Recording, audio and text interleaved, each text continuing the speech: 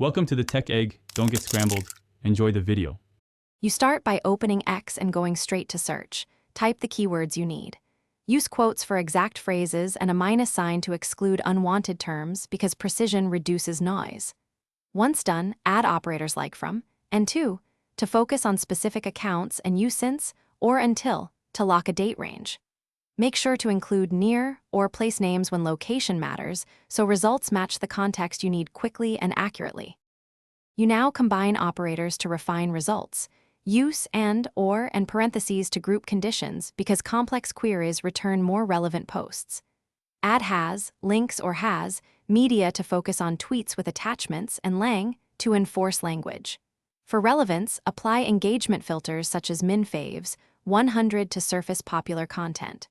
Once you see results, iterate keywords and tweak operators, then save the search or copy the query so you can reproduce or modify it later without losing progress. You finish by exporting or bookmarking the refined query and setting up monitoring if needed. This keeps results coming without repeating steps.